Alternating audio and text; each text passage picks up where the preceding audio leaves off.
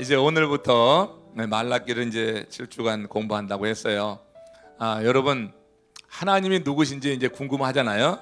우리가 그걸 하나님의 속성에 대한 이제 문제로 얘기를 하는데, 하나님이 누구고 또 하나님은 우리 인생에게 어떤 일을 기대하는가, 이제 이런 일들에 대해서 우리가 잘 안다면은 우리의 신앙생활이 굉장히 더 이게 풍성할 것 같지 않아요? 하나님이 누구고 하나님께서 우리의 인생에 무엇을 기대하느냐, 이제 이런 부분에 대한 이해가 우리의 신앙생활을 정말 새롭게 하면서도 또 신앙생활하면서 누리는 기쁨, 그런 은혜가 더 넘치리라, 이렇게 생각이 듭니다. 이제 이 말라기서에서 우리가 이제 그런 부분을 좀 같이 상고해 볼 수 있을 것 같아요. 여러분들이 말라기를 어떻게 예전에 많이 읽어보셨는지, 또 이 말라기서를 대할 기회가 있었는지 모르겠는데, 한번 이번 기회에 말라기서를 한 절 한 절 읽어보면서 이곳에 담겨 있는 하나님의 그 마음들, 또 하나님이 어떤 분이냐, 하나님께서 하나님의 백성들에게 바라기 원하는 그런 소망하는 그 기대하는 바가 무엇이냐, 이렇게 좀 알아갔으면 좋겠습니다. 여러분, 하나님의 사랑을 여러분 느끼고 계셔요? 하나님이 여러분을 사랑한다고 생각하십니까? 그럼 하나님의 사랑이 여러분들에게 어떻게 경험되고 있어요? 하나님이 나를 사랑한다고 하는 게 내가 지금 어떻게, 내가 하나님을 느끼기 때문에 하나님이 나를 사랑한다고 나는 생각한다. 그러니까 하나님의 사랑에 대해서 우리 손흥민 권사님은 어떻게 생각을 하세요? 죄송합니다. 앞에 있으니까 먼저 물어보는데, 하나님께서 사랑하는 것을 언제 느끼세요? 매 순간. 예, 제일 좋은 답이에요. 매 순간. 그렇지. 하나님이 살아계심을 매 순간 느끼는데, 매 순간 어째서 그렇게 하나님이 사랑하신다고 느끼시나? 매 순간 느끼는 건 좋은데, 그래, 한 번 더 구체적으로 하나님이 날 사랑한다고 하는 것이 어떨 때, 왜 느껴지는가, 이런 이제 여러분 생각들 한번 해보시잖아요. 많은 경우에 하나님이 사랑하신다고 하는 것을 하나님께서 내게 인생 속에 부귀영화 주시면은, 내 기도하는 것에 응답하시면은 하나님이 날 사랑한다, 이렇게 생각하잖아요. 그죠? 여기서 크게 틀립니까? 여러분, 나를 사랑하시는 하나님에 대해서 내가 경험하고 그 사랑하시는 하나님을 내가 고백한다고 하는 것은 대단히 중요한 거예요. 우리 신앙이 성장하는 데 있어서 그것처럼 좋은 게 없는 것 같아요. 이제 올해 시작하면서 이 한 해 하나님의 사랑이 우리에게 정말 크게 경험되기를 주님의 이름으로 축원합니다. 그 하나님의 사랑이 내게 경험된다고 하는 것은 굉장히 나로 하여금 용기 있고 담대한 삶을 살게 할 것 같아요. 너무 불확실한 세상을 살아가고 우리가 뜻한 대로 되지 않은 일들이 많이 있는 이런 일상 속에 이 나그네 인생을 가는데, 그 하나님의 사랑 하나 경험하면 그럼 삶이 풍성해지겠다. 그렇죠? 연인들은 서로 사랑하기 때문에 그 여러 가지 어려운 형편도 잘 이겨 나가잖아요. 사랑하게 되면은. 그것처럼 하나님을 사랑하게 되면은 우리 인생 가운데 닥쳐오는 여러 가지 환난도, 어려움도, 시험도 얼마든지 이겨 나갈 수 있는 힘을 얻게 되겠다 하는 것입니다. 그러면 우리가 하나님의 사랑을 나는 어떻게 생각하는가? 오늘 이제 이 말라기서를 보면은, 말라기서에서는 하나님과 이스라엘 백성들 사이에 6가지의 논쟁이 나와요. 6번의 논쟁이 있는데, 이 6번의 논쟁 속에서 하나님의 속성, 하나님은 누구냐 하는 것이 계시되어 있고, 또 이 6가지의 논쟁 가운데서 하나님이 우리들에게 기대하는 바가 무엇인가, 이스라엘 백성들이 잘못 알고 있는 어떤 하나님에 대한 생각들, 이것을 바로 잡아주면서 그 백성들에게 하나님께서 이제 이끄시기 원하시는 그런 말씀을 이제 제시해 준단 말이에요. 여러분, 말라기서는요, 이스라엘 백성들이 바벨론에 포로로 잡혀갔다가 한 이제 70년 포로 생활하고 이제 고토로 돌아가잖아요. 가나안으로 돌아왔어요. 가나안에 돌아와서 스룹바벨, 우리가 아는 대로 학계, 스가랴를 중심으로 해가지고 성전 건축이 이루어졌잖아요. 그렇죠? 성전 건축이 순적하게 아주 그냥 굉장히 형통하게 이루어진 게 아니었어요. 방해 공작도 있었고 여러 일들로 인해서 지체되다가 한 20년 정도 지나서 스룹바벨 성전이 세워지게 되었어요. 이렇게 스룹바벨 성전이 세워지고 나서 60년 후에 제2차 귀환자들이 예루살렘에 오게 됩니다. 그때 그 귀환자를 이끌고 온 사람이 에스라라고 하는 학사 에스라예요. 그래서 스룹바벨 성전이 세워진 다음에 학사 에스라가 오면서 유대 사회는 이제 하나님의 말씀 율법의 기초 위에 서게 되는 거죠. 그러면서 시간이 얼마나 흘렀냐면은 바벨론 포로기 이후에 벌써 한 80년 이상이 흐르게 되는 거예요. 그리고 나서 이 에스라가 온 이후에 13년이 지난 다음에 그때 이제 느헤미야가 와서 예루살렘 성벽 재건 공사를 하는 거예요.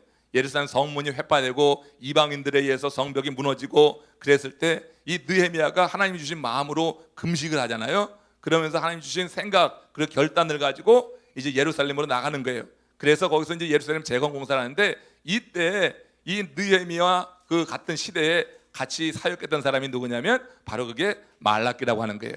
그러니까 말라기가 활동하던 그 시기는 바벨론 포로기로부터 한 100년 전이 지났고 이미 이 예루살렘에 스룹바벨 성전이 세워져 있는 거예요. 그리고 에스라가 가서 거기에 율법 교육도 시키는 이런 상태였어요. 그런데 말라기가 그렇게 예언하며 활동하던 그때 유대 사회가 그 바벨론으로 포로적으로 잡혀가게 된 원인 가운데 아주 가장 큰 원인이 우상 숭배였거든요. 근데 우상 숭배는 하지 않았어요. 그때는 우상 숭배는 하지 않고, 왜냐하면 바벨론 포로에서 70년 동안 죽도록 고상한 그 이제 반면교사 교육이 있어가지고 우상을 멀리했다고요. 그런데 하나 잘못한 게 뭐였냐면은 그 사람들이 이 바벨론 포로 생활 이후에 예루살렘에 와서 교회는 잘 세우고 성전은 잘 세우고 말씀 교육도 받는 것 같았는데, 그런데 바벨론 생활 70년 동안 바벨론에 굉장히 그 번영함이 있잖아요. 굉장히 세속적으로 화려함이 있었잖아요. 당시 바벨론은 아주 최고의 그런 아주 세계 강국이었고 가장 번영하는 나라였는데, 거기서 비록 노예 생활을 했다 할지라도 그래도 그런 풍성함과 그런 화려함에 이미 70년 동안 지내면서 물든 게 있다고요. 그런데 그들이 고국으로 돌아왔을 때 고국은 70년 동안 어떻게 됐어요? 방치됐다고요. 그 예루살렘 성이 무너진 다음에, 그 솔로몬 성전이 무너진 다음에 그 다음에는 뭐 짐승들도 거하고 막 그냥 실랑이 오가고 그래서 풀이 잔뜩 자라고 사람이 사는 곳 같지 않았다고요. 그런 곳에 와서 이제 터를 닦고 성전을 세우고 또 말씀으로 교육받았지만, 실제로 바벨론에서 있으면서 70년 동안 지나면서 그 바벨론의 화려함과 세속적인 영광 이런 것이 이게 알게 모르게 배어 있었던 거예요. 그래서 고국으로 들어와서 성전을 세웠고 말씀 교육을 한다고 했지만, 이렇게 이끌었던 스룹바벨도 뭐 에스라도 다 이렇게 가고 나서 그 다음부터 시대가 어떻게 되냐면, 사람들이 예전에 바벨론에서 받았던 그런 영광에 대해서 어떻게 동경하는 마음도 있고, 하나님 말씀이 사실은 뭐 그렇게 여러분 우리의 육신의 기쁨을 주는 것보다는 영적인 기쁨을 주는 건데, 지도자가 정말 강력한 지도자가 사라지고 난 다음에 그만 이 예루살렘 이 안에 성전은 세워놨는데 성전을 찾는 사람이 없는 거야. 그래. 이거 여러분 우리가 이 말라기를 보면서 우리 교회 입장을 이제 한번 생각을 해보는 거예요. 우리 교회가 이제 고지여서 성전, 정말 아름다운 성전이 이제 세워질 거 아니에요? 전 그림만 그려도 너무나 좋아. 그리고 특별히 이 코티아드 있는 데가 이제 예배 끝나고 나서 이제 이 플로리다의 이런 좋은 날씨 가운데 야외에서 같이 성도들이 이렇게 3, 4, 5 모여가지고 교제할 거 생각하면 그 그림이 너무 좋더라고요. 그 그림이 참 좋아. 예배 드리는 것도 좋지만 우리 성도들이 그냥 뭐 세상에서 지치고 힘든 몸이 교회에 와서 같이 어울리면서 교제하고 담소 나누고 하는 그런 그림들을 그려보면 참 좋아요. 자, 우리 교회가 이렇게 멋진 교회가 세워집니다. 성전이 세워집니다. 올해 세워질 줄로 믿습니다. 이제 곧 나타낼 것이라고 주님께서 말씀하셨고, 올해 이제 그것을 보게 될 거예요. 자, 그런데 제가 이걸 보면서 말라기서를 보면서 그런 생각이 들었던 거예요. 이 말라기가 예언하던 그 당시에 예루살렘에는 성전이 있었어요. 근데 성전이 비었어. 처음부터 빈 건 아니었어요. 에스라가 그들을 이끌을 때는 그래도 어떤 감독도 있고 감동도 있고 감격도 있고 예배가 이루어졌을 것이에요. 근데 말라기가 활동하던 그 당시에는 이 예루살렘 성전을 찾는 사람이 그렇게 많지 않아요. 제사장도 그렇고 또 그 성전을 섬기는 레위 지파 사람들도 그렇고 이게 열정이 없어요. 그리고 이 자기의 그 직무에 대해서 등한히 하고 별로 이렇게 중요시 여기지 않고 그런 이런 현상이 벌어지고 있었어요. 그래서 여러분 오늘 이 말라기 1장 10절에 있는 말씀 보세요. 말라기 1장 10절에 보면 이런 말이 있을 정도였어요. 같이 읽어보세요. 시작. 만군의 여호와가 이르노라 너희가 내 제단 위에 헛되이 불사르지 못하게 하기 위하여 너희 중에 성전문을 닫을 자가 있었으면 좋겠다. 내가 너희를 기뻐하지 아니하며 너희가 손으로 드리는 것을 받지도 아니하리라. 지금 이 성전은 있고 그리고 예배는 이루어지고 있었지만 그 예배 드리는 예배자의 그런 기본적인 자세도 그렇고 제사를 이끌어가는 제사장과 또 성전의 여러 일을 섬기는 레위 지파 사람들이 정말 그런 사명감이 없었던 거예요. 자, 이렇게 그 성전만 있었지 실제로 영적인 능력을 상실해 가고 있는 이런 상황 속에서 이때 이제 말라기가 등장을 해서 말라기가 이런 이제 예언의 말씀을 하는데, 오늘 이 말라기서에 이제 이렇게 된 상황들이 있습니다. 왜 그들이 이렇게 됐는지, 왜 하나님께서 성전문을 닫을 자가 있으면 좋겠다 이렇게 말할 만큼 그때 그 당시 상황이 그렇게 영적으로 이렇게 많이 다운되고 어렵게 되었는지 그 사정이 있는 거예요. 그 사정을 이제 우리가 이제 이 말라기서에서 6번의 논쟁이 나온다 그랬어요. 6번의 논쟁은 하나님과 이스라엘 백성들 사이의 논쟁이에요. 하나님이 질문하고 또 이스라엘 백성이 대답하고 뭐 이런 식의 그런 논쟁이 있습니다. 이 6번의 논쟁 속에서 여기서 그 이스라엘 백성들이 그렇게 된 사정들을 우리가 알게 되는 거예요. 왜 그렇게 될 수밖에 없었는가, 이렇게 되게 된 이유가 무엇인가, 그걸 알고 그런 이스라엘 백성들을 향하여서 하나님이 갖고 있는 마음은 무엇인가, 그 하나님이 무엇을 기대하는가, 이런 것을 연구하는 과정 속에서 우리 하나님의 속성, 하나님이 이런 분이구나 하는 것을 우리가 깨달아 알게 된다고 하는 것입니다. 그래서 이제 오늘 이제 1장 1절만 읽었어요. 1장 1절에 뭐라고 되어 있어요? 한번 보세요. 여호와께서 말라기를 통하여 이스라엘에게 말씀하시 경고라 그랬어요. 그러니까 말라기가 쓰여진 그 목적이 무엇이냐 이거죠. 말라기가 쓰여진 목적이 뭐예요? 이스라엘에게 경고하기 위해서. 이 경고하는 것은 뭐예요? 그들이 지금 온전한 예배를 못 드리고 있는 거예요. 하나님 앞에 드리는 예물, 이제 성경에 보면 알겠지만 온전한 걸 드리지 않고 저는 것, 흠난 것 이런 제물을 갖다 드리고, 또 제사장도 이 또 레위인도 그렇게 자기의 맡겨진 직임을 제대로 하지 못하고, 이 특별히 이 레위인 같은 경우에는 레위인은 성전 봉사를 하면서 거기서 생활하게 돼 있는 거예요. 풀타임 성전 봉사자다고요. 근데 이 레위인이 성전 안에서 직업을 갖는 것이 아니라 성전 바깥에 자기의 생업을 위해서 일을 하는 이런 현상들이 일어나고 있었어요. 그럼 왜 그러냐면은 유대인들이 그 제사하러 올 때 제물을 드려야지 되잖아요. 제물을 드리면 그 제물을 가지고 성전 봉사하는 이들은 그걸 가지고 기업이었기 때문에 그로 생활을 하고 그게 삶이었어요. 근데 제사하러 오는 자들이 드물고 제사하러 와도 온전한 걸 드리지 않고 제대로 예물을 하나님께 드리지 않으니까 성전 안에서 생활하는 그런 사람들이 생활할 수가 없었던 거야. 그렇기 때문에 성전 바깥에서 살기 위해서 생업을 하는 이런 일까지 벌어지고 있었단 말이에요. 그러니까 이거는 하나님이 원하셨던 이런 질서가 아니었어요. 그런 모습이 아니었어요. 그러니까 그 당시 이 성전 중심 그리고 율법 중심의 삶을 살아야 되는 유대 사회가 이제 어떻게 점점 이렇게 성전을 섬겨야 될 자가 밖에 나가서 생업을 하니까 이게 세속화되는 거예요. 그리고 그 예전에 살았던 그런 바벨론의 그런 영화를 생각했던 그런 유대인들 가운데 이렇게 성전 안에 머물면서 예배하고 제사하는 이것에 대해서 굉장히 그 다른 생각이 들어온 거죠. 세속적인 사상 철학이 들어오면서 이 예배에 대한 그런 중요성, 어떤 열정, 이런 진정성 이런 것을 잃어버리는 그런 사회적인 현상이 있었다고 하는 거예요. 이런 사회적 현상 속에서 말라기가 등장을 해서 이제 하나님의 그 마음을 이제 보여주는 거예요. 하나님이 어떤 마음을 갖고 있느냐 하면서 그 백성들에게 그 백성들이 갖고 있는 생각 그리고 하나님이 갖고 있는 생각을 비교하면서 이제 나누어서 6가지의 이 논쟁 속에서 우리에게 하나님이 기대하는 바가 뭐냐 지금 알려준다고 하는 거예요. 여러분 이해가 다 되시죠? 그래서 이 6가지의 이 논쟁 이제 제가 오늘 사실 이제 개론만 하고 말라고 그랬는데 사실은 뭐 그냥 가만히 보니까 첫 번째 논쟁을 해야지 될 것 같아서 그냥 나가겠어요. 그래서 첫 번째 논쟁이 1장 2절에서 5절까지 있는 거예요. 1장 2절에서 5절까지 여기 보면은 각 논쟁마다 주제가 다 틀려요. 각 논쟁마다 주제가 틀린데 첫 번째 논쟁에서는 하나님의 사랑에 대한 주제가 하나님의 사랑이에요. 이 하나님의 사랑에 대한 하나님의 이해와 그리고 이스라엘 백성들의 이해가 얼마나 큰 차이를 드러내는가 이제 우리가 첫 번째 논쟁에서 알게 됩니다. 그 논쟁 방식 1장 2절에서 나오는데 1장 2절에서의 이 논쟁 방식이 6개의 그 논쟁 방식이 같은 패턴으로 유지되고 있어요. 한번 같이 1장 2절 말씀 읽어봅시다. 시작.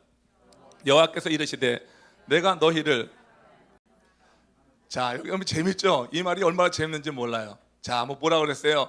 여호와께서 이르시되 내가 너희를 사랑하였노라 하나 너희는 어떻게 됐어요?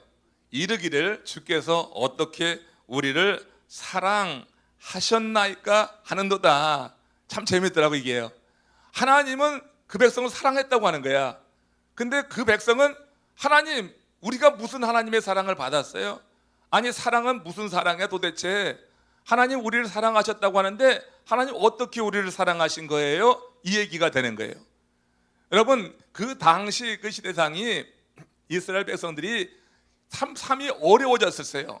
그들은 학개가 예언했던 그 예언을 바라보고, 그래서 성전 중심의 삶을 살면은 굉장히 풍성하고 영광을 누릴 것으로 생각했어요. 사실 여러분 아까 말씀드렸지만 이스라엘 백성들이 바벨론에서 돌아와 가지고 금방 성전을 지은 게 아니에요. 20년이라고 하는 시간이 흘러서 성전이 세워졌어요. 와서 얼마 지나지 않아서 성전 터는 닦았지만 실제로 세우는 데는 우리 교회 이렇게 하는 것처럼 굉장히 오래 걸렸어요. 굉장히 쉽지가 않았어요. 오랜 시절이 방해도 있었고 여러 가지 이유로 인해 가지고 16년이 지난 다음에 성전이 세워져 올라가기 시작했다고 하는 거예요.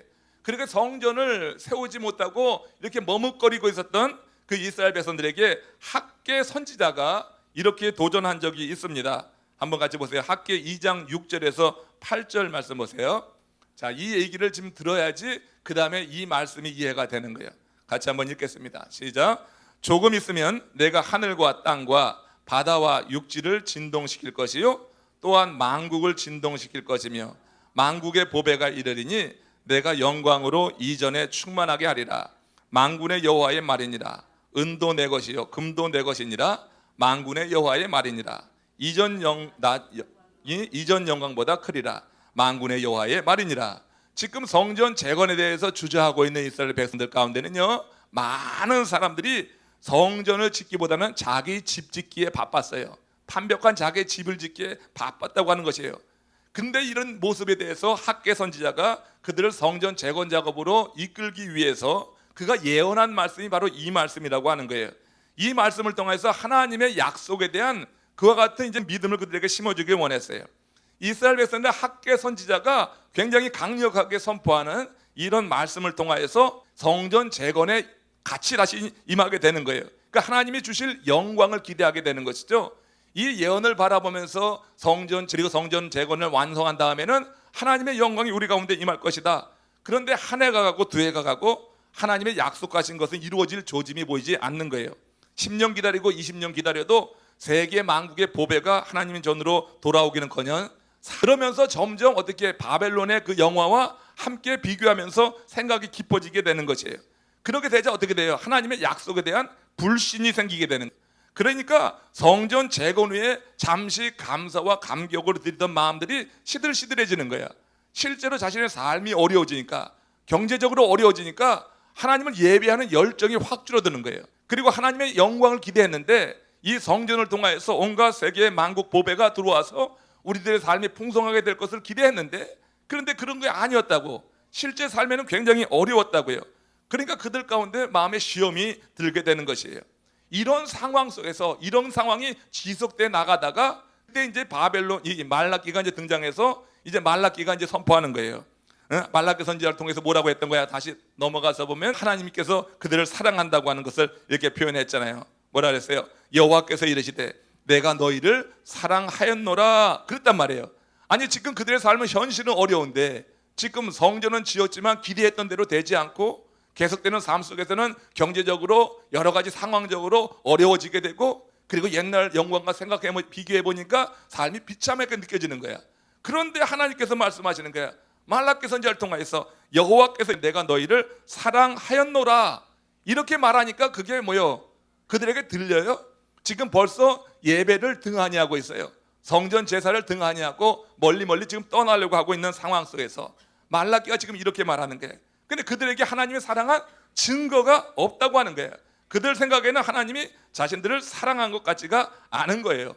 이런 상황 속에서 이렇게 말을 하니까 하나님의 말씀이 그들에게 도대체 들려지지 않았다고 하신 것입니다. 이스라엘 백성들은 생각했어요. 도대체 우리를 사랑하신, 그래서 하나님께 항의하기 시작하는 거예요. 학개와 스가랴 선지자를 통하여서 약속하셨던 그 하나님의 영광은 어디 가고 이렇게 초라한 나라로 전락했는가? 이게 그 당시 유대인들의 그런 입장이었어요. 그러니까 하나님이 사랑했다고 하는 이 말이 전혀 감동이 안 되는 거예요. 그러니까 어떻게 하나님이 우리를 사랑했습니까? 그럼 여러분, 하나님이 거짓을 말하시는 분이에요? 하나님은 절대 거짓을 하지 않는 분이죠. 우리 인생이 거짓을 말하지 하나님은 시건치도 않고 거짓말도 하지 않는 분이라고. 그럼 하나님이 사랑했다면 사랑한 줄로 믿으시기 바랍니다. 예, 하나님이 우리를 사랑하셨습니다. 두 말 말고 믿으라고. 그냥 하나님이 사랑하셨다고 하면 사랑한 줄을 믿어야지. 왜냐하면 하나님은 완전하시고 의로우신 분이기 때문에 하나님은 절대 거짓말을 하지 않아요. 그러니까 하나님이 사랑하셨다고 하면 믿어야지 되는데, 당시 유대인들의 입장에서는 그런 역사적인 그런 과정을 거치면서 삶이 어렵고 힘들고 현재 인생 속에서 어떤 영적인 기쁨도 누리지 못하고 영적으로 점점 탈진해가고 점점 나태해져가고, 벌써 이게 대제사장서부터 해가지고 제사장, 레위인, 성전 섬기는 이들까지 다 그렇게 일관되게 그냥 전부 다 어떤 기대감이 없는, 열정이 식어버린 이런 상황 속에서 하나님이 사랑하셨다고 하니까 그 말이 도대체 먹히지 않고 그냥 시큰둥해가지고 했던 이야기가 뭐냐면, 주께서 어떻게 우리를 사랑하셨습니까? 도대체 뭘 보고 사랑했다고 하는 겁니까? 하는 것입니다. 여러분, 하나님은 사랑했다고 하는데 그 백성은 어떻게 사랑했다고 하니? 그러니 한번 살펴봐야죠. 그러니까 이 사랑이 우리 하나님이 말씀하신 사랑과 유대인들이 생각하는 사랑이 다르다고 하는 거예요. 그러니까, 그죠? 그래서 여러분, 우리가 하나님의 사랑에 대해서 오늘 이 논쟁을 통하여서 이제 한 가지 주제만 말하는데, 하나님의 사랑이야. 이 하나님의 사랑에 대해서 우리가 바로 인식하고, 정말 여러분들이 하나님의 은혜 안에 성령이 그 하나님의 사랑에 대해서 이해하고 믿게 한다면은, 제가 여러분 믿기로는, 또 제가 보장하기로는 여러분들의 삶은 오늘 이 깨닫는 거에 따라서 아마 주님 부르시는 그날까지 평탄하다는 게 뭐 삶이 평탄하다는 것이 아니라 하나님이 내게 이루시는 모든 사건에 대해서 그냥 이해하고, 그래 하나님이 날 사랑하시지 않은 이 하나의 믿음 가지고 충분히 견뎌낼 수 있는 힘이 우리 가운데 임할 줄로 믿습니다. 그러니까 이 첫 번째 이 논쟁에 대해서 여러분 귀를 잘 기울여봐야지 되는 거예요. 첫 번째 논쟁, 하나님이 사랑한다고 하는 그 사랑은 무엇이냐? 내가 사랑하는 그 사랑, 내가 하나님께 사랑을 받았다고 하는 그 하나님의 사랑과 하나님이 지금 말씀하시는 이 사랑의 차이가 과연 무엇인가? 궁금하시죠? 예? 안 궁금해요? 궁금하시죠? 궁금하면 어떻게 알아요? 그래요. 궁금하면 말씀을 봐요. 궁금하면 500냥이래. 자, 신명기 7장 6절 7절 보시기 바랍니다. 자, 신명기 7장 6절 7절 시작. 너는 여호와 내 하나님의 성민이라. 내 하나님 여호와께서 지상 만민 중에서 너를 자기 기업의 백성으로 택하였나니, 여호와께서 너희를 기뻐하시고 너희를 택하심은 너희가 다른 민족보다 수요가 많기 때문이 아니니라. 너희는 오히려 모든 민족 중에 가장 적으니라. 지금 이 말씀 속에서 우리 깨닫는 게 뭐냐면, 이스라엘 백성들이 하나님의 성민이죠. 하나님의 선택받은 초우진 피플이라고 하는 그런 믿음이 있어요. 근데 이스라엘 백성들이 하나님의 성민이 된 것은 무슨 자격이 있어서가 아니라고 하는 것입니다. 그건 단지 하나님이 선택하심으로 말미암아 주어진 하나님의 절대적이고 주권적인 은혜의 역사로 그들이 성민이 되었다고 하는 거예요. 그죠? 이스라엘 백성들이 뭘 해서 그렇게 하나님이 의롭게 보는 성민이 된 게 아니에요. 이것은 또한 하나님께서 그들의 조상과 언약하신 게 있어요. 아브라함과 다윗과 맺은 언약이 있어요. 하나님께서 그 언약을 지키기 위해서 지금 이렇게 바벨론의 포로로 잡혀갔다 와서 이제 성전은 지었지만 현찮은 신앙생활을 하고 있던 그들을 하나님께서 성민으로 여겨주셨다고 하는 거예요. 그러니까 그 조상과 맺은 언약을 지키기 위해서 그들을 성민으로 여전히 삼아주신다고 하는 거예요. 그들이 뭘 잘해서가 아니야. 현재 입장에서 보면 벌써 열정이 다 식었고 예배도 제대로 드리지 않고 제물도 드리지 않고 이런 상황에 있어요. 그러니까 세속화에 지금 그런 아주 휘영돌이에 빠져 있는 것이, 이스라엘이 하나님의 성민이 된 것은 하나님의 일방적인 은혜로 된 것이라고 하는 거예요. 그 이스라엘이 다른 민족보다 수요가 많기 때문이 아니다. 다른 민족보다 오히려 가장 적다. 이렇게 내세울 것 없지만 하나님께서 절대적인 주권을 가지고 그들을 택해서 성민으로 삼았다고 하는 거예요. 모세가요 말하고 있는 거예요. 잘 들으세요. 모세는 바로 이것이 하나님의 사랑이라고 하는 거예요. 하나님이 택했다고 하는 것, 하나님께서 무조건적으로 절대 주권적으로 그 백성을 택했다고 하는 이것이 하나님이 그들에게 보이신 큰 사랑이라고 하는 거예요. 여러분, 이 사실이 믿어지면은요 이게 굉장한 힘이 되는 거예요. 하나님이 나를 택했다고 하는 것이 하나님의 사랑으로 느껴지시기를 바랍니다. 아니, 하나님이 나를 택해서 내가 내가 손에 쥔 것이 뭐야? 우리가 여러분 하나님의 택하심보다는 내 손에 쥐어짐을 우리는 하나님이 내게 주신 축복이요, 하나님께서 내게 복을 주셨다, 나를 사랑한다, 이렇게 증거로 삼는 경우가 많아요. 근데 실제로 우리가 정말로 여러분 영원한 하나님의 사랑, 하나님의 사랑의 그 실제 본체는 하나님이 우리를 택하셔서 하나님의 자녀로 삼았다고 하는 거예요. 이 참았다고 하는, 내가 택함을 받았다고 하는 이 사실이 믿어지는 것, 이 사실이 바로 하나님이 우리에게 베푸신 큰 사랑이다. 그런데 여러분, 사람들은 이 사랑을 알지 못하고 지금 유대인들이 그렇게 하는 것처럼 똑같이 우리들도 그런 거예요. 어떻게 우리를 사랑하셨습니까? 여러분, 구원받았음에 대한 확신한 믿음이 있으시죠? 예수로 말미암아 구원받았다고 하는 사실이 여러분이 하나님으로부터 큰 사랑을 받았다고 하는 증거로 여러분 고백됩니까? 여러분, 하나님께서는 우리가 죄인 되었을 때 이미 그 아들을 보내셔서 하나님의 사랑을 어떻게 확증하셨다고 그랬어요. 우리가 죄인 되었을 때 아들을 보내셔서 십자가에 달려 죽게 하시고, 그래서 구속의 은혜를 우리에게 베푸심으로 인해서 하나님이 우리에 대한 사랑을 확증하셨다고 그랬어요. 그러니까 여러분, 우리가 하나님으로부터 받은 가장 큰 사랑이라고 하는 건 뭐냐면, 우리가 예수 그리스도로 말미암아서 하나님의 자녀가 된, 내가 구속받은 하나님의 사람이다. 하나님이 날 택하셨고 난 택하심에 응답해서 하나님의 자녀가 되었다고 하는 이 사실 하나가 믿어지는 것이 하나님께 큰 사랑을 받았다고 하는 증거로 오래 고백되시기를 바랍니다. 여러분, 이거 하나가요 굉장히 중요한 거란 말이야. 지금 여러분 이렇게 아멘 하면서도 실제로 여러분 생활 속에서 조금 어려우면, 내가 사랑받은 게 뭐가 있어? 하나님은 나를 사랑하지 않나 봐. 하나님은 나를 버렸나 봐. 이런 생각 혹시 들지 않아요?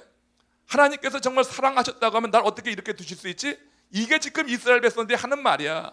하나님은 사랑하셨다고 하는데, 아니 하나님 어떻게 우리를 사랑하셨습니까? 지금 내 생활이 이렇게 공고한데, 내 생활이 이렇게 힘든데, 아니 도대체 어떻게 사랑하셨다고 하는 거예요? 하면서 1장 2절에서 하나님과 이스라엘 백성 사이 논쟁이 일어나는데 전혀 지금 맞지 않는 평행선을 가는 것 같은 거예요. 하나님은 사랑했다고 하고 이스라엘 백성 사랑받지 못했다고 하고 이렇게 하고 있는 거예요. 여기에 대해서 하나님께서, 그래 내가 너희 사랑하는 것 어떻게 사랑했는가 한번 봐라 하면서 이제 그 다음에 설명을 하시는 거예요. 이런 내용이, 이런 종류의 논쟁이 이 말라기서에서 6가지가 있는 거예요. 이 논쟁 속에서 우리는 하나님의 뭐 이런 사랑도 배우고 공의도 배우고, 또 하나님을 대적하는 교만이라고 하는 것도 배우게 되고요, 또 하나님 앞에 드리는 그런 예물에 대해서도 배우는 거예요. 그러니까 우리가 그렇게 염려하는 거, 듣기 힘들어하는 거 11조는 그 중에 하나야. 그러니까 그때 여러분 힘들면 안 나와도 되는데 웬만하면 나와서 다 들어야지 되는 거죠. 그거 여러분 축복의 말씀이니까 잘 들어야 될 거예요. 그래서 그 중에 하나가 그 문제를 다루는 것이지, 말라기 전체는 하나님의 속성, 그리고 하나님이 인생에게 기대하는 바가 무엇이냐, 이것을 대화를 통하여서, 논쟁을 통하여서 우리에게 이렇게 설명하고 이해시키려고 하는 것이란 말이에요. 근데 여러분, 오늘 이 주제 하나님의 사랑을 정말 하나님의 택함으로 하나님의 사랑을 받은 것이라고 내가 진정으로 믿어지는 것이 축복이란 얘기야. 이게 그냥 여러분 남 따라하는 것이 아니라 하나님이 날 택해 주셨다 하는 것이 믿음으로 다가올 때 우리는 하나님께 큰 사랑을 받았다고 말을 하지, 이 유대인들처럼 어떻게 하나님 내게 사랑을 베푸셨어요? 그러니까 이 유대인이 말하는 그 사랑 개념은 뭐야? 하나님이 내게 많은 물질을 주어야 거야. 부귀 영화를 줘야 되고, 내가 기도하는 대로 응답하셔야 되고. 그러니까 하나님이 어떻게 전능하신 하나님이 아니라 그 어떤 램프의 요정같이, 지니같이 내가 원하는 대로 움직여줘야지 그 하나님이 좋은 하나님이고 난 그 하나님께 사랑받았다, 이렇게 말하는 이 세상의 그런 가치관, 이것이 여러분 지금만이 아니라 벌써 이 말라기 시대 때 있었던 거예요. 역사는 반복하는 거예요. 여러분, 예배가 죽으면은 이런 생각이 나오는 거야. 그 당시에 예배가 죽었어요. 이 일 이후에 사실 400년 동안 그 암흑 시대라고 합니다. 하나님이 말씀을 주시지 않는 그런 시대를 겪었어요. 이런 시대를 겪으면서 다시 또 이제 회개하고 돌이켜서 막 가다가 중세 때 와서는 또 그냥 그 어떻게 좀 이게 어떤 교권, 이런 교황, 또 이런 어떤 이런 것들로 인해 가지고 종교 개혁이 다시 일어나고 하면서 다시 말씀으로 돌아가자, 이런 식의 이제 그런 자기 반성이 나오고 그러는 거죠. 그러니까 역사는 반복하는 거예요. 그때 역사가 저는 지금 반복되고 있다고 생각해. 지금 여러분 교회마다 사실 많은 사람들이, 정말 예전에는 여러분 예배 때면은 굉장히 많이들 몰려왔잖아. 주간 예배 때 정말 많이도 왔어요. 주간 예배 때 우리는 지금 1부 2부 나눠가지고 조금 이제 좀 그런데 한꺼번에 모이면 좀 더 나오겠지 물론. 근데 여러분 이 주간 예배는 물론이고 예배 때마다 어떤 기대감이 있었다고. 저는 여러분 우리 성도님들이, 제가 이 송구영신 특별 집회도 얘기했지만 어떤 지금 기대감이 있었으면 좋겠어요. 예배 나올 때 기대감이 있길 바랍니다. 오늘 여러분 주간 예배 했기 때문에 충성교구가 나온 것이 아니라고 저는 생각하고 싶은데, 여러분들이 그냥 늘 이제 하나님이 주신 은혜가 있어서 그냥 충성교구도 이렇게 나오듯이 정말 예배의 기대를 가지고 나오시고, 이번 6번의 이 논쟁을 한번 잘 들어보십시오. 그래서 여러분 올 한 해 신앙의 기초로 삼아 보십시오. 벌써 여러분 첫 번째 주제가 굉장히 주제가 중요한 주제고, 이 하나님의 사랑에 대한 이 이해가 우리의 신앙을 굉장히 성숙시킬 수가 있는 것이고, 굉장히 안정시킬 수 있다고 하는 것을 여러분 기대하시기를 바랍니다. 그래서 이제 오늘 그거는 이제 15분 남았는데 여러분 충분해요. 이 시간 동안에 같이 한번 상고해 보도록 하겠어요. 말라기서 1장 2, 3절 말씀 같이 보시겠습니다. 자, 시작. 나 여호와가 말하노라. 에서는 야곱의 형이 아니냐. 그러나 내가 야곱을 사랑하였고 에서는 미워하였으며 그의 산들을 황폐하게 하였고 그의 산업을 광야의 이리에게 넘겼느니라. 하나님이 누굴 사랑했어요? 누굴 미워했어요? 여러분 보세요. 지금 하나님은 야곱을 사랑하고 에서를 미워했다고 그랬어요. 하나님께서는 에서 야곱의 이 이야기를 통해서 택하심의 사랑에 대해서 지금 말씀하고 있는 거예요. 지금 택함이 하나님이 우리에게 베푼 사랑이라고 그랬어요. 하나님이 택했다고 하는 이 사실이 하나님의 사랑을 우리에게 보여주신 증거라고 했어요. 그런데 지금 이 에서와 야곱의 이야기를 통해서 택하심의 사랑이 어떤 것이냐 지금 설명해 주는 거예요. 그냥 택함이 내가 성민으로 삼은 것이 내가 너희를 사랑하는 증거다 이렇게만 말해버리면은 여러분들이 지금 굉장히 아무래하는 것처럼 이해가 잘 안 되는 건데, 지금 이 야곱의 에서 이야기는 너무나 잘 아는 거 아니에요. 이 야곱 이야기 또 에서 이야기를 통해서 하나님의 택함이 사랑이라고 하는 그걸 지금 이제 설명해 나가는 거예요. 논증하는 거죠. 그러니까 논쟁하니까 그들이 갖고 있었던 잘못된 하나님 사랑에 대한 개념을 바로 잡아주기 위해서 야곱과 에서의 이야기를 지금 어떻게 일러스트레이션, 하나의 예증으로 하고 있다고 하는 거예요. 여러분 우리가 잘 아는 대로 창세기 25장에 보면 그 야곱의 아내 이름이 뭐죠? 아니 이삭의 아내, 죄송해요. 이삭의 아내, 이삭의 와이프 리브가잖아요, 그죠? 리브가가 야곱을 잉태하는 거니까, 그죠? 그러니까 야곱 형제를 잉태한단 말이에요. 그러니까 이 리브가가 그 야곱을 잉태했을 때 야곱만 잉태한 게 아니잖아요, 그죠? 이 쌍생아가 잉태가 되었어요. 그래서 이제 이 문제를 가지고 이제 하나님 앞에 나갈 때 그 두 민족이 내 태중에서 싸운다. 하나님이 리브가에게 그렇게 말씀해 주셨어요. 그러면서 창세기 25장 23절에 보면은 큰 자가 어린 자를 섬길 것이다 그랬어요. 큰 자가 어린 자를 섬길 것이라 그랬어요. 그러니까 이 에서하고 야곱이 바깥으로 나오기도 전에 하나님께서 그 태중에 있을 때 큰 자가 어린 자를 섬긴다고 말했다고. 여러분 보세요. 지금 여러분 에서나 야곱이 무슨 선한 일이나 악한 일을 행한 적이 없어요. 아직까지 나오지 않았어. 뱃속에 있어. 그러니까 세상의 빛도 안 본 거야. 근데 무슨 행위를 한 것도 아니에요. 근데 하나님께서 잉태된 것이 쌍생아고, 근데 이 쌍생아 중에 큰 자가 작은 자를 섬긴다고 하는 것을 하나님이 주권적으로 말씀하신 거예요. 그래서 누굴 택하냐 하나님 야곱을 택한다고 하는 걸 미리 말씀하신 거예요.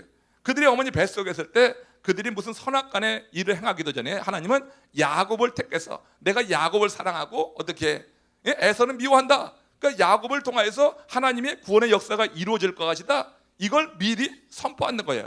그러니까 야곱은 아무 일도 하지 않았지만 택함을 받았어요. 택함 받은 것에 대해서 나중에 그 어머니 리브가를 통해서 듣긴 했겠죠. 그러면서 그 하나님에 대한 그런 기대감이 있는지 모르지만 그런 성경에 안 나오는 거고, 아무튼 하나님께서 야곱을 쓰시기로 한 것은 절대적인 하나님 주권에 의한 택함이었다고 하는 거예요.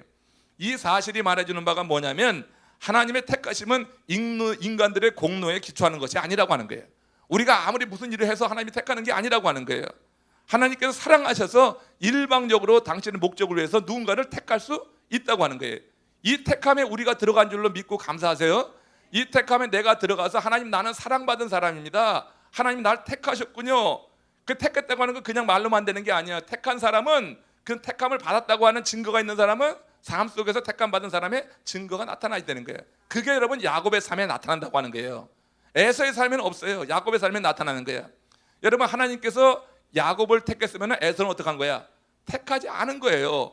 그러니까 여러분 하나님께서 야곱을 사랑한다고 할 때 그건 감정적인 문제가 아니라고. 감정적인 문제가 아니라 뭘 해서가 아닌가. 아무것도 하지 않았을 때 택한 거니까 그 야곱을 보고 야곱이 외모가 예쁜다든지 야곱이 한 일이 너무나 정말로 칭찬받을 만하다든지 그래서 야곱을 택한 게 아니라고 하는 게, 왜? 태중에 있을 때 택해버렸으니까. 그 에서도 마찬가지예요. 에서가 무슨 외모가 굉장히 그냥 혐오스럽다든지 이 에서가 못된 짓을 많이 해서라든지 그래서 미워한 게 아니라고 하는 거예요. 하나님은 이미 그냥 태중에 있을 때 그렇게 택했어. 왜 그러냐 하는 것은 여러분 천국 가서 물어보는 거고, 여기서는 저한테 물으면 굉장히 저는 입장이 곤란한 거야. 그 대답할 수가 없으니까. 하나님의 주권인데 어떻게 내가 대답을 할 수 있어요? 그렇지만 아무튼 하나님께서는 하나님의 구원의 역사에 이룰 때 이렇게 택하는 원리, 근데 이 택한 것이 곧 하나님이 사랑을 베푸신 거라고 하는 거예요. 내가 사랑하였다고 하는 것은 내가 너를 택했다고 하는 이 행위 속에 다 담겨 있다고 하는 거예요. 근데 육신적으로 세속적으로 물들어 있는 인간들이 그 하나님의 택함에 대해서 내가 사랑받았다고 생각하는 거 아니에요. 육신적으로 물들어 있으니까 육신적인 세상적인 뭔가 물질을 얻을 때 나는 사랑받는다 이렇게 생각하지, 택함 받았다고 하는 이 자체에 대해서 감동이 없는 거예요. 여러분 올 한 해 그 감동이 있길 저는 바라는 것입니다. 택함 받는 것이 감동이 있길 바라요. 하나님이 날 택하셨고 내가 하나님의 자녀가 됐다는 사실이 감동이 있어야 되고, 그런 감동이 있다고 하는 것은 생활로 드러나게 되는데, 이제 제가 그 설명을 잠깐 할 거예요. 여러분 하나님께서 사랑하셔서 일방적인 은혜로 택하신 것, 그게 하나님의 사랑의 방식이다. 하나님은 우리를 그렇게 사랑하시고 그거 하나만 갖고도 우리는 하나님의 사랑에 대해서 의심하지 않고 살 수 있는 은혜가 내게 임하면은 그것이 가장 행복한 삶이에요. 이해가 되시면 아멘. 그 사실이 여러분 내가 이해가 되고 그래서 그냥 내가 믿어지면은 그것이야말로 가장 복받은 거야. 그러면 내 손에 쥐는 것이 없어도, 그러니까 내가 말씀드린 거, 이게 내 생활은 그 다음부터는 어떻게 되든지 상관이 없는 거야. 그냥 하나님이 날 택했다고 하는 믿음 자체가 나로 하여금 행복하게 하는 거예요. 나로 하여금 견디게 하는 거예요. 이것이 여러분 가장 큰 복이 아니냐 이렇게 말하는 거예요. 이것이 바로 하나님의 선택이고, 이 선택을 하나님께서는 사랑이라고 하셨다. 하나님은 이렇게 이스라엘을 사랑하신 것이다 하는 것입니다. 그러면 하나님의 선택을 받은 야곱의 삶을 한번 봅시다. 이 지금 설명하는 거예요. 하나님의 선택을 받은 야곱의 삶, 하나님께서 어떻게 사랑하셨나? 하나님이 어떻게 사랑하셨나? 이미 택함으로 사랑하셨지만 그의 삶 속에 하나님께서 어떻게 역사하셨나? 이 역사를 보면은 우리 여러분 세상 사람들이 생각하는 것처럼 정말 야곱이 사랑받은 거야? 이렇게 퀘스천이 생기는 거예요. 그리고 지금 말라기 시대의 이 사람들처럼 어떻게 우리를 사랑하셨다고 말합니까? 이렇게 퀘스천을 하게 되는 거예요. 한번 야곱의 삶을 보시면 야곱의 생애와 여러분 에서의 생애를 비교해 보세요.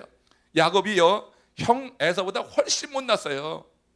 여러분 이 형 에서는요 굉장히 건장하고 남자답고 털북숭이에다가 저야말로 많은 사람들에게 매력적인 사람이에요. 근데 이 야곱은요 털도 없고 매끈매끈한 게 아주 그냥 뺀질뺀질하게 생겼다고, 지 어머 그냥 치맛자락이나 붙잡고 다니고 부엌이나 들랑달랑하지, 이 에서는요 바깥에 나가서 사냥하고 아주 굉장히 멋진 외향적인 아주 멋진 그런 인생을 살았다고. 그러니까 여러분 야곱하고 에서는요 이 겉으로 보면 비교하면은 너무너무 이게 차이가 나. 그러니까 에서가 훨씬 나은 자예요. 야곱은 교활하기까지 해서 형과 아버지를 속였어요. 아니 에서는 속이진 않았어. 우리 여러분 도덕적인 관점으로 보면, 윤리적인 관점에서 보면 이게 여러분 나쁜 사람이지요. 우리가 그냥 야곱 하니까 이스라엘 하니까 굉장히 좋게 보지, 실제로는 이게 나쁜 놈이라고. 그래서 속였잖아. 에서가 누굴 속였어요? 에서는 그런 거 없잖아. 그냥 다 드러냈어. 자기 하고 싶은 대로 했지. 드러내고 했어요. 여러분 야곱은요 고생도 에서보다 훨씬 많이 했어요. 에서보다 훨씬 많이 했어. 바로 왕 앞에서 한 고백이 그의 삶을 대변하는 거예요. 창세기 47장 9절 말씀 보세요. 시작. 야곱이 바로에게 아뢰되 내 나그네 길의 세월이 130년이니이다. 내 나이가 얼마 못되니 우리 조상의 나그네 길의 연주에 미치지 못하나 험악한 세월을 보냈나이다. 이게 여러분 이게 야곱의 삶이었어요. 험악한 인생을 살았어요. 험악한 인생을 어떻게 사는지 아세요? 여러분 나이를 하나 아내로 얻기 위해서 14년 동안이나 외삼촌 중에서 집에서 종살이 했어요. 아내 한 명 얻으려고 14년 종살이 했죠. 또 두 아내 그 라헬뿐만 아니라 레아도 하나 얻었는데 또 그 두 아내에게 몸종이 두 명이 있었어. 그 두 명의 실바와 또 갑자기 까먹었네. 아무튼 그 아내까지 얻었어요. 그래서 네 명의 아내 속에서요 정말 골치 아픈 인생을 살았다고. 네 명 아내 속에서 얼마나 힘들었어. 네 명의 아내와 살면서 굉장히 고생 많이 한 사람이 이 야곱이에요. 야복강가에서 천사와 씨름하다가 환도뼈가 나가지고요 평생 동안 불구자로 살았어요. 장애인이었다고 하는 거예요. 딸이 강간을 당했어요. 장남이 계모를 범했어요. 집안적으로도 아주 콩가루 같은 모습들이 보였어요. 노년에는 흉년이 들었어. 노년에 지금 살기나 편해서 지금 이게 자기 자리 지키고 자기 고향에 있는 게 행복인데, 그래서 노년에 여러분 어디 갔어요? 이민 갔다고. 애굽으로 이민 간 거예요. 다른 나라로 이민 가서 살게 됐어요. 그러니까 여러분 야곱의 인생 이런 것들을 보면 그야 험악한 세월을 살았다고 하는 게 하나 틀린 말이 아니야. 야곱은요 우리 하나님이 사랑하셨는데, 이게 하나님이 야곱을 사랑하셨는 거야, 사랑하신 거야? 에? 여러분 이렇게 살았으면 이거 어떻게 내가 지금 이스라엘 백성들랑 한 얘기할 거야. 어떻게 하나님 나를 사랑하셨다고 말합니까? 야곱에게 하나님께서 야 야곱아 내가 너를 사랑했지? 그러면 야곱이 뭐라고 할 것 같아요? 이스라엘 백성처럼 얘기 안 한다고 하는 거예요. 네, 내가 하나님의 사랑을 받았습니다, 이렇게 말한다고 하는 거예요. 근데 여러분, 그 하나님의 사랑에 대해서 알지 못하는 말라기 시대의 유대인들은 하나님이 사랑하였노라 했는데, 아니 어떻게 사랑했다고 하는 겁니까? 그 사랑의 개념이라고 하는 것이 순전히 어떻게 물질적이고 세속적인 차원에서 뭔가 취하는 것을 사랑받았다고 느끼기 때문에 이렇게 뺏기고 당하고 고난당하는 것은 사랑으로 여기지 않는 거예요. 여러분, 근데 야곱은 그걸 하나님의 사랑으로 알았기 때문에 그 모든 고난 속에서 한마디 불평을 했습니까? 하나님께? 여러분, 불평하지 않았어요. 종살이 할 때 불평하지 않았어요. 라헬 얻을 때 그저 하루가 그냥 그 몇 년이 하루같이 지나갔다고 했지, 거기서 고생하는 것은 느지 않았고, 또 여러분 그 4명의 아내를 잘 다스려서 거기서 여러분 여러 아들을 얻었지요.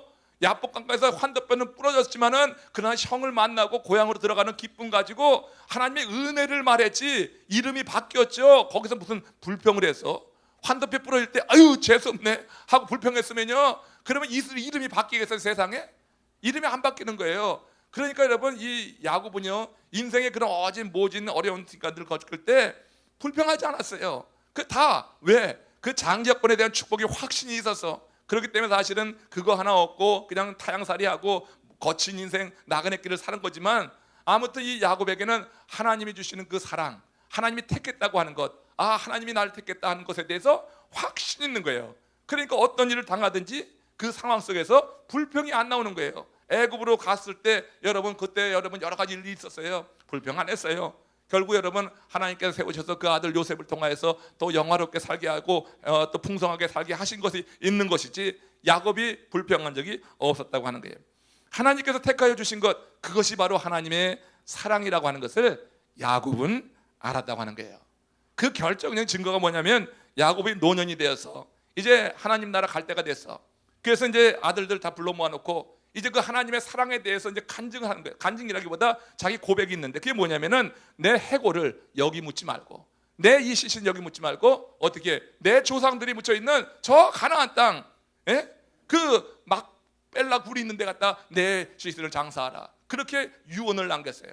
아들이 성공하고 정말로 그 아들이 크게 성공했기 때문에 거기서 부귀영화를 누리며 오래 살 수 있는 그곳, 이거 아니라고 하는 거예요. 하나님이 약속에 있는 그 땅, 하나님이 약속하신 그 땅, 거기에 나를 묻어다고.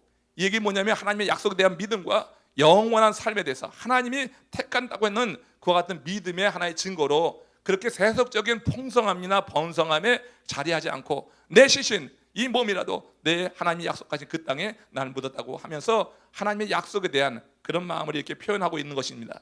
창세기 48장에 보면은 야곱이 죽기 전에 그 요셉의 두 아들 에브라임과 므낫세를 축복하는 장면이 있어요. 축복할 때 요셉은 어떻게 원했냐면 장자에게 오른손을 얹고 차자에게 왼손을 얹기를 원했어요. 근데 실제로 기도할 때 그랬어요. 이 야곱이 어떻게 했어요? 손을 엇갈렸어요. 그래서 차자에게 오른손을 얹고 또 장자에게 왼손을 얹었어요. 요셉이 이게 왜 이래요? 아버지 그렇게 물었는데 이게 아니다, 옳다 그러면서 계속 고집해서 그렇게 했어요. 여러분, 세상의 원리가 아니라 하나님의 선택의 원리, 그걸 자기가 그렇게 살아왔기 때문에 자기 자신이 하나님의 언약에 붙잡히게 된 것, 하나님의 선택적인 사랑을 받은 것, 그걸 자기가 마지막 순간에 그렇게 하나의 데몬스트레이션 하면서 하나님이 주신 생각대로, 사람의 생각이 아니라 그가 이렇게 어긋맞춰서 기도한 것도 하나님이 주신 생각이란 말이에요. 그러니까 이 생각대로 하는 것이지, 사람의 어떤 규율이나 법칙에 따라서 장자에게 안수하는 것, 오른손으로 안수하는 것, 그걸 지키지 않았단 말이에요. 그러니까 하나님께서 그를 붙잡고 있는 대로 이 야곱은 끝까지, 마지막 순간까지 그렇게 삶으로 인해서 하나님이 나를 사랑했다고 하는 것, 내가 하나님께 사랑을 받는 존재였다고 하는 것을, 그렇게 그의 삶의 속에서 여러 가지 험악한 인생을 살면서도 그렇게 즐거웠다고 하는 게요. 여러분, 하나님의 사랑, 내가 하나님께 택함을 받았다고 하는 이 사랑이 믿어지게 될 때, 그 택함 받은 사랑이 믿어지는 사람은 생활에 이런 험악함이 문제가 안 되는 거란 얘기예요. 어떤 인생을 사든지 간에 그 안에서 하나님이 나를 택하시고 난 하나님께 사랑받았다고 하는 이 믿음이 많은 인생의 문제를 이기고 나가게 하고, 그 가운데서 오히려 기쁨을 새록새록 느끼면서 하나님의 동행하시는 것을 경험하면서 산다고 하는 거예요. 반면에 여러분, 하나님은 에서를 어떻게 미워하셨습니까? 하나님의 에서를 미워하신 것, 말라기 1장 4절 말씀 보십시오. 하나님께서 에서를 미워하신 것은 택하지 않은 거예요. 그러니까 감정적으로 미워한 게 아니라고, 택하지 않은 거라고 하는 거예요. 같이 읽어봅시다. 에돔은 말하기를 우리가 무너뜨림을 당하였으나 황폐한 곳을 다시 쌓으리라 하거니와 나 만군의 여호와는 이르노라, 그들은 싸울지라도 나는 헐리라. 사람들이 그들을 일컬어 악한 지역이라 할 것이요 여호와의 영원한 진노를 받은 백성이라 할 것이라. 하나님께서는 에서를 미워하셨다고 했는데 절대 감정적인 미움이 아니라고 하는 거예요. 택하지 않은 거예요. 그냥 택하지 않음으로 하나님께서 그 에서를 미워하는 그런 모습으로 이게 나타나고 있는 것이죠. 왜 그러면 이 택함 받지 않은 사람의 삶은 뭐냐 얘기해요. 지금 말씀드린 것처럼 택함 받은 야곱의 삶은 인생의 험악한 시월을 지나가면서도 하나님을 매 순간 어떻게 인정한 거예요. 하나님과 매 순간 동행한 거예요. 근데 택함 받지 않은 사람은 어떻게 해요? 자기 힘으로 자기의 왕국을 건설하는 특징이 있어요. 그러니까 하나님께 택함 받은 사람이 왜 그것이 하나님의 사랑이다, 하나님의 사랑을 베푸는 것을 경험하느냐면 매 순간 하나님과 경험하는 거예요. 같이 동행한다고 하는 것을 느끼는 거예요. 그래서 하나님께 사랑받는 것을 경험하는 거예요. 근데 하나님 버린 사람은 그것이 경험이 안 돼. 그러니까 늘 자기 힘으로 사는 거야. 자기 능력으로. 이것이 세상 사람들에게 멋지게 보일 때가 있는 거예요. 세상 사람들이 멋지게 보일 때가 있는데, 그런데 그 결과는 어떻게 해요? 하나님이 헌다고 하는 거예요. 그럼 헐면은 이 사람은 다시 세워. 그러면 또 헌다고 하는 거예요. 그러면서 그 지역이 여호와의 영원한 진노를 받은 백성이라 할 것이다 하는 이런 하나님의 그런 저주에, 하나님의 그런 버림에 대한 이런 말씀을 통해서 그들의 삶의 결과를 이렇게 말하고 있는 것을 보게 됩니다. 선택받은 자도 노력을 합니다. 열심히 삽니다. 그러나 궁극적으로 하나님의 언약을 붙들게 됩니다. 그러나 선택받지 못한 사람들은 끝까지 계속해서 자기의 왕국을 건설하다가 그렇게 망한다고 하는 거예요. 이 모습이 오바다서 1장 2절에서 4절 사이에 이렇게 나와요. 이제 마지막으로 읽읍시다. 시작. 여호와께서 가라사대 내가 너를 열국 중에 미약하게 하였으므로 내가 크게 멸시받느니라. 바위 틈에 거하며 높은 곳에 사는 자여, 내가 중심에 이르기를 누가 능히 나를 땅에 끌어내리겠느냐 하니 너의 중심의 교만이 너를 속였도다. 내가 독수리처럼 높이 오르며 별 사이에 깃들일지라도 내가 거기서 너를 끌어내리라. 나 여호와의 말입니다. 이 심판은요 바로 에돔에 관한 말씀입니다. 에돔은 에서의 후손입니다. 그러니까 에돔에 관한 이 예언은 곧 에서에 관한 하나님의 심판 내용과 같은 거예요. 에서는 하나님이 버린 사람입니다. 택하지 않은 사람입니다. 택하지 않은 이 에서는 자기 힘으로 자기의 왕국을 세웠습니다. 그래서 그 중심에 교만한 마음이 있었어요. 그래서 어떻게 했어요? 누가 능히 나를 땅에 끌어내리겠느냐, 이런 마음이 있는 사람이에요. 그러니까 인간적으로 굉장히 매력적인 사람이고 인간적으로 많은 일을 이루는 사람이에요. 그렇지만 그에게는 하나님을 두려워하는 마음은 없는 거예요. 그래서 누가 나를 땅에 끌어내리냐 하지만 실제로 하나님은 네가 별 사이에 깃들일지라도 내가 너를 끌어내리겠다. 교만한 인생에 대해서 하나님이 어떻게 심판하는지 그것을 말씀하고 있는 것입니다. 이렇게 여러분, 하나님이 택한 사람 그리고 하나님이 택하지 않은 사람, 이것이 하나님이 사랑하시고 하나님 미워하시는 그런 하나의 기준이 된다고 하는 거예요. 여러분, 이런 의미에서 여러분들이 하나님의 택함을 받았다고 하는 이 사실이 다시 한번 처음으로 돌아와서 말씀드리지만 깊게 누려주시고 믿음으로 고백되게 될 때, 내가 하나님께 택함 받았다고 하는 이 사실에 믿음이 있기 때문에 하나님이 나를 사랑한다, 나를 사랑하셨다, 그리고 사랑하고 계시고 앞으로도 사랑하실 것이라 하는 이런 믿음에 대한 변함이 없이 여러분들 어떤 상황 속에든지 모든 상황 속에서 하나님을 인정하고 경험하고 동행하는 이런 삶을 살 때 이 한 해가 정말 하나님의 그 크신 사랑, 제 하나님이 말씀하신 그 사랑의 개념과 여러분들이 생각하는 사랑의 개념이 딱 일치를 이루게 되면서, 그러면서 어떻게 하나님과 완전히 하나 되는, 그래서 하나님이 베푸시는 은혜 안에 가는 그런 한 해가 되기를 소망해 봅니다. 조금 여러분, 오늘 말씀 속에서 첫 번째 논쟁인데 굉장히 흥미가 있는 논쟁입니다. 이 첫 번째 논쟁, 하나님의 사랑, 이 하나님의 사랑에 대한 바른 인식이 저와 여러분들의 삶을 이끌어가기를 다시 한번 주의 이름으로 축원합니다.